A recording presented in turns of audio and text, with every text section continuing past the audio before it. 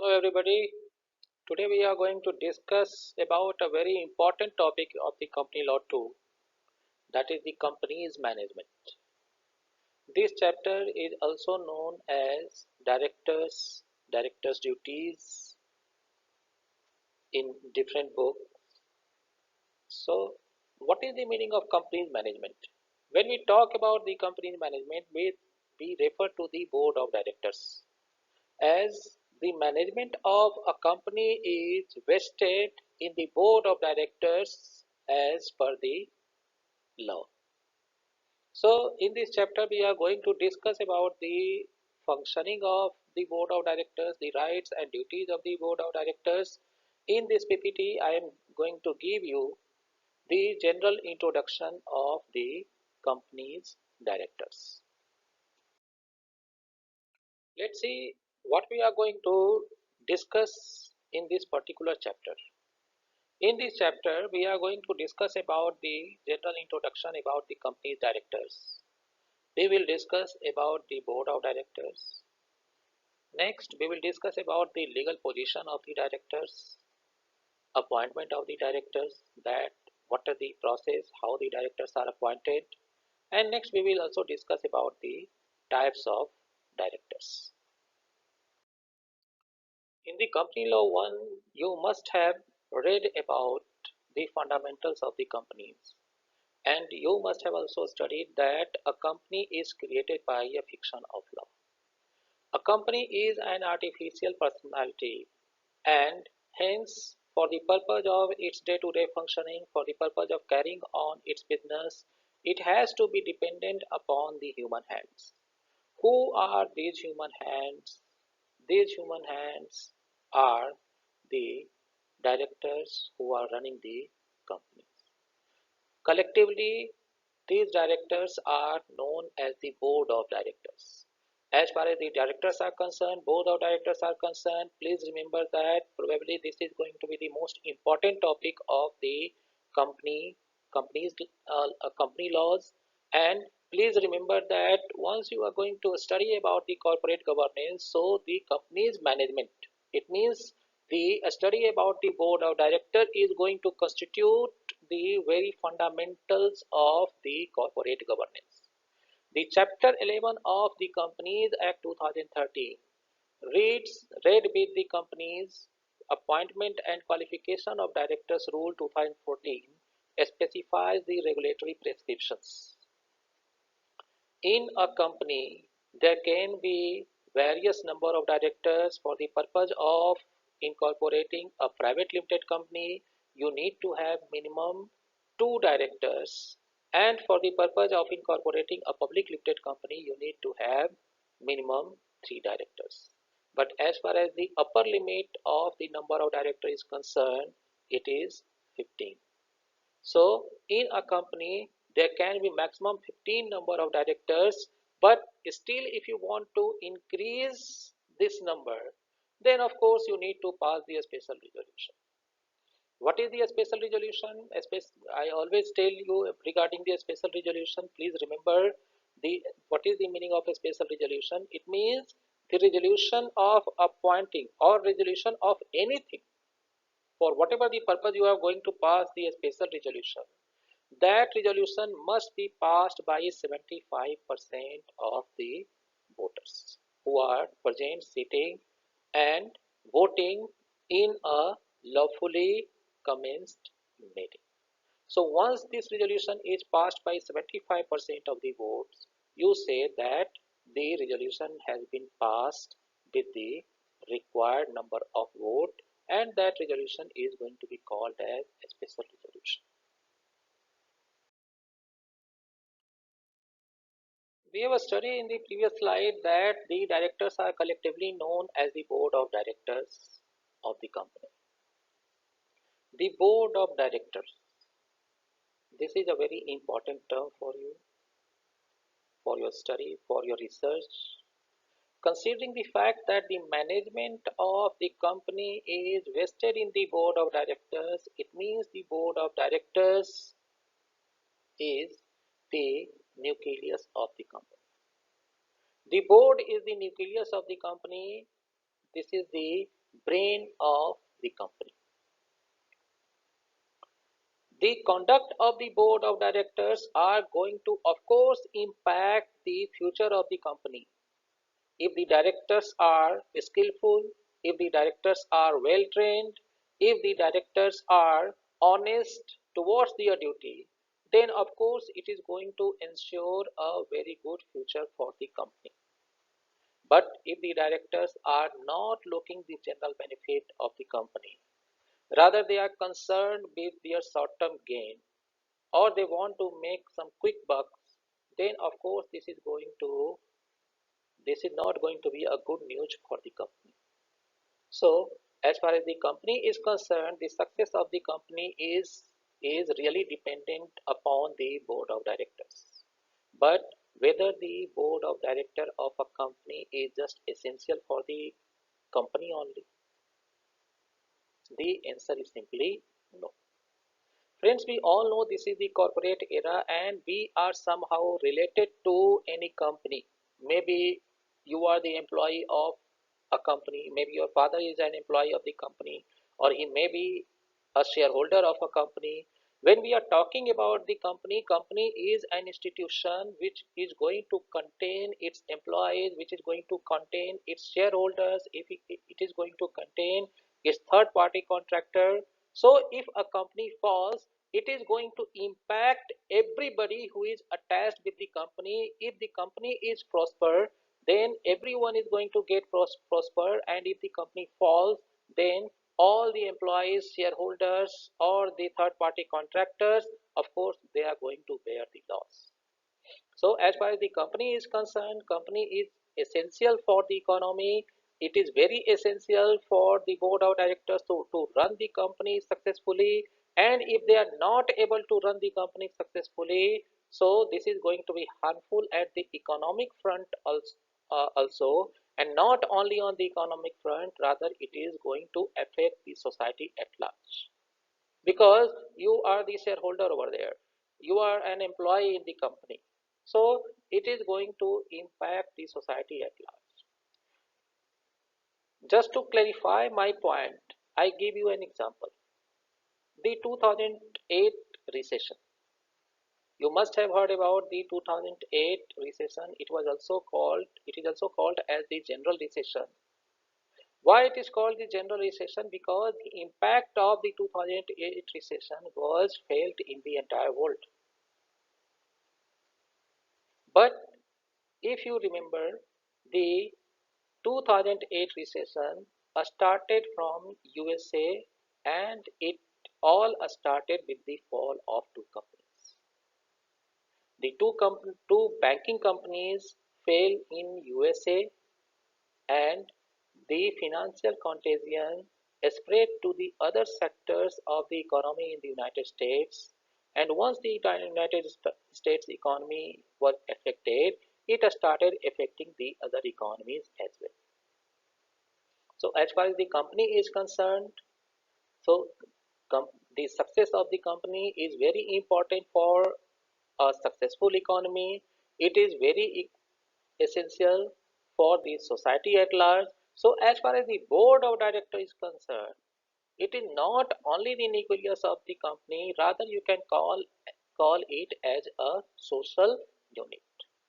And if the board of directors is not acting properly, it is going to impact the company, it is going to impact the economy, and it will impact the society at large also. Going ahead with the board of directors, the maximum number of directorship, including any alternate directorship, a person can hold is 20. It means a person cannot simultaneously become directors in more than 20 companies, and it also includes the alternate directorship. What is the meaning of alternate directorship? We are going to discuss it very shortly. The maximum number of public companies in which a person can be appointed as a director shall not exceed 10, as it is provided under section 165 of the Companies Act 2013. The member of the company may, by a special resolution, specify any lesser number of companies in which a director of the company may act as director, and every company shall have at least one director who is resident in India. This provision has been provided under Section 149, subsection 3 of the Companies Act 2013. Now the question is that in which capacity a director works in the company.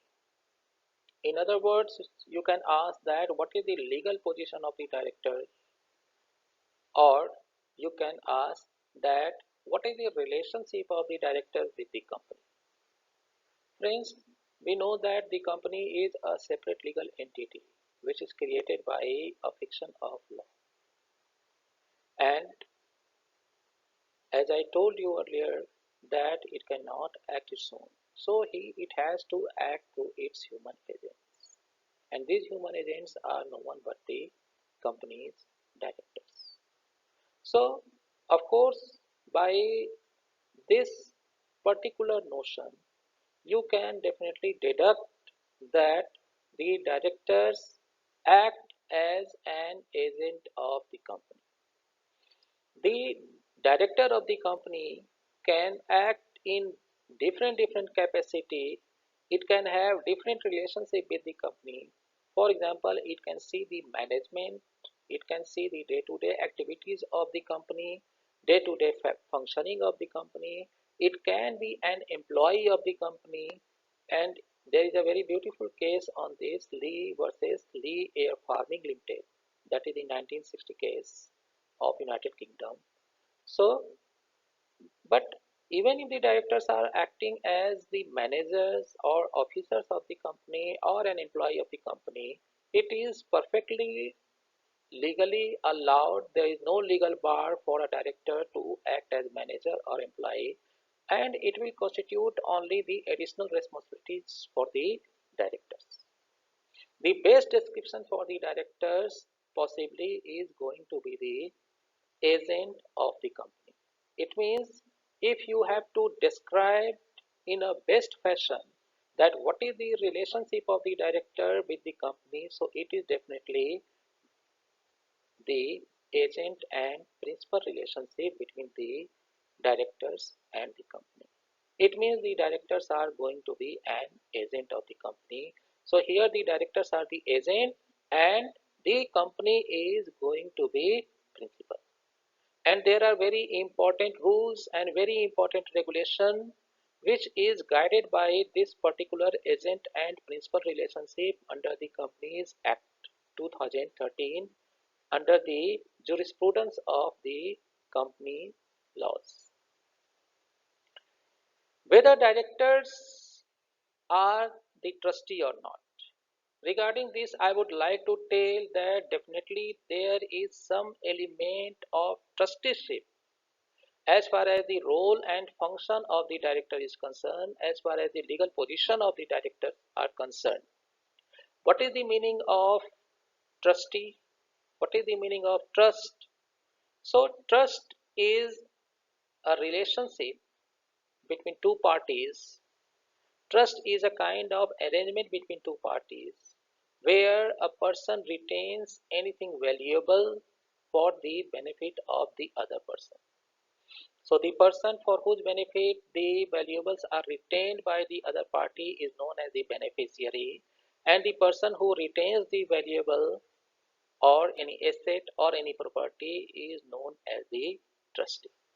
The trustee and beneficiary relationship gives rise to a very complex relationship in the corporate law, and I always tell my students that if you want to understand corporate law properly, please study properly the trustee and beneficiary relationship.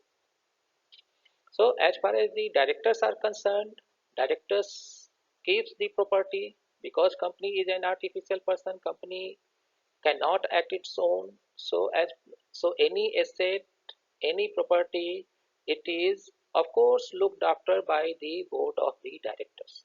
So there is definitely some some element of trusteeship lies with regard to the directors. This is also very interesting to note that earlier in two centuries back, the directors they were called as the trustees only. The term director was not there. The directors of the company they were not called as directors. Nowadays you call them the directors.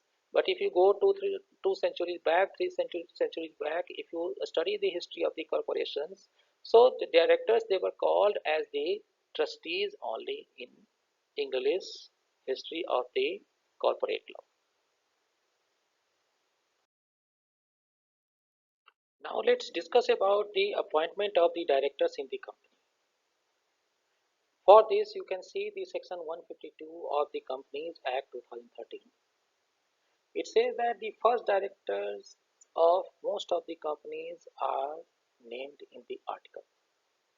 So once you are going to incorporate any company, ideally you should give the name of the first directors.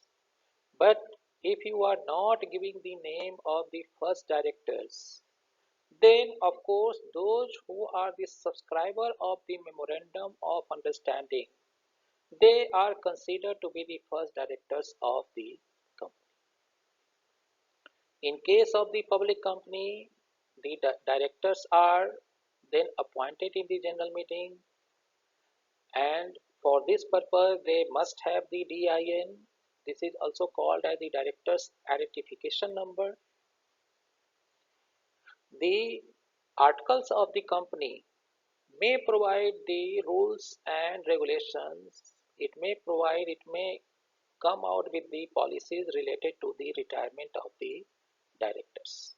But if there is no provision in the article, then not less than two-thirds of the total number of directors of a public company shall be persons whose period of office is liable to be determination by retirement by rotation, and they are going to be eligible for the reappointment at annual general meeting. It means if the article is not coming with any kind of policies with regard to the retirement of the directors, then the general rule is that at least one-third of the directors are going to be liable to determination by retirement by rotation.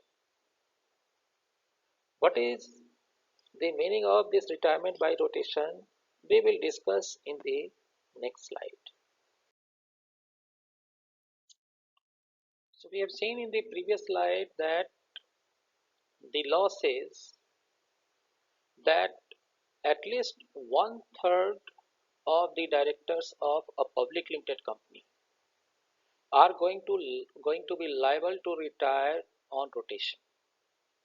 That means that any directors who have served longest in the office since their appointment will be liable to retire by rotation. So this is the general criteria of the retirement of the directors of the company. My dear friends, before going ahead, let's try to understand that why the company laws has come up with such kind of provision that there will be at least one-third of the total number of directors are going to be retired on the basis of rotation. The reason is lying in the relationship between the shareholders and the directors. Once you are making the directors to be liable to retire on rotation, it means it gives enough power for the shareholders to change the directors if the directors are not acting as per their expectation. If the directors are having any kind of performance issue, so it's a kind of option which has been given to the shareholders that okay, if such and such director is not acting at par, is not performing well, so what you can do, just let this director to be retired in the annual general meeting and let him be not reappointed. The relationship between the shareholders and the board of directors is complex relationship. Please try to understand what are the matrices of the relationship between the shareholders and the board. As far as the shareholders are concerned, they are the owners of the company, but here the ownership connotes a totally different kind of implication with regard to the company law jurisprudence. Of course, shareholders are the owners. They are the investors in the company. They have arranged the share capital in the company. But their rights are limited. The board of directors is vested with the managerial power, and they will have the discretion to run the company. They will have the discretion to carry on the business of the company, and as far as their managerial power is concerned, as far as their policy decisions are concerned, please remember that the owners of the company, the shareholders of the company, they cannot interfere into such kind of managerial powers. Simply, they cannot tell the directors to run the company in this manner, to run the company in that manner, to invest more money in this particular sector, to invest more money in that particular project. No, you cannot simply guide the board of directors. Whatever the managerial decisions have to be taken, it is to be taken by the board of directors, and here the shareholders are going to have very limited power. So what if the directors, any director of the company is not acting as per your will, the shareholders will, so whether the shareholder should be completely devoid of power, this is also not going to be justified. That's why the law says that at least one third of the total number of directors are going to be liable to retire on rotation. So please try to understand what is the jurisprudence and what is the concept behind any kind of provision. If you understand the jurisprudence, if you understand the just reason for any kind of provision, then only you can have the command over the company law. If two or more directors are appointed on the same day, retirement by rotation will be decided by either as per the agreement or as per the mutual consent or by the lotteries. Directors retired on rotation may or other person may be reappointed his place, or nobody may be appointed at his place. At After every annual general meeting, one third of such of the directors for the time being as are liable to retire by rotation shall retire. At an annual general meeting, that directors will retire first who has served the longest in the company. For private companies, rotational directors are not compulsory, but if you want to make it compulsory, there is no bar. So, if you want to make the provision of rotational directors compulsory in your private limited company, then you can insert a provision in your article with respect to this. There is no legal bar of doing it.